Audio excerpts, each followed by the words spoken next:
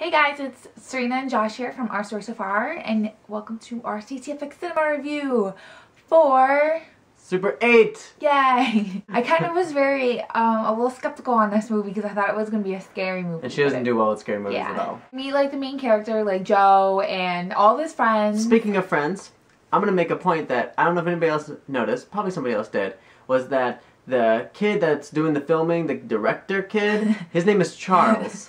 And the girl's name is Alice, but her dad continuously calls her Allie. I see what you did there. I see what you did there.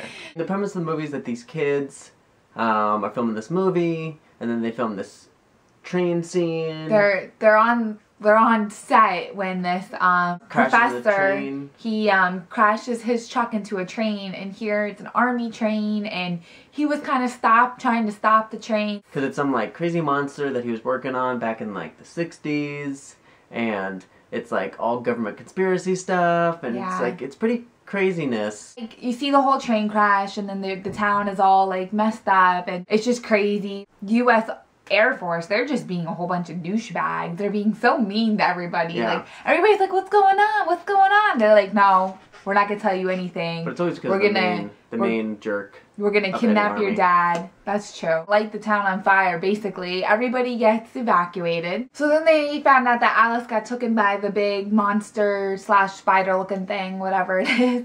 And all the kids decide to go back to town. Like a bunch of idiots. And save her. They do save her.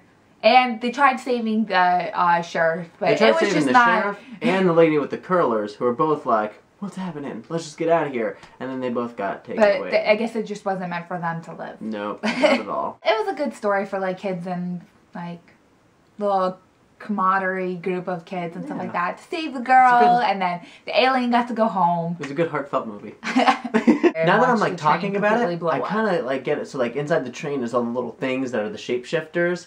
So that it's like the alien spaceship that it can go back. Yeah. But they're like, we keep the shapeshifter and the alien just is underground. Yeah. And really angry because all it wants to do is go home. And the alien really isn't a mean person. It just wants to go home. Yeah. There were some really amazing parts of the movie. Like right in the beginning with the train crash. Like that was the most epic train crash I think I've ever seen in a movie in my life. It was pretty sweet. It was amazing. I still don't know how they all survived. I would have definitely died. Yeah. I am like so dumb. I would have definitely stood in one of the areas where the one of the train cars is just gonna come and smash. You do get to see the monster at the end. Like when he finally makes contact with like the kid, like when they're like searching for the monster because they find out where its like little lair is and things like that.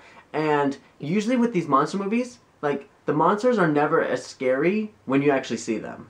Like, yeah, it was a lot scarier when you didn't know, I know what it was. She was like, I was like, oh my god, what is it? But then you finally get to see the monster and you're like, okay, it's a creepy monster. It looks like a big creepy spider slash alien. One thing we both kind of noticed that maybe was kind of like a little bit of a plot hole they didn't really think about maybe.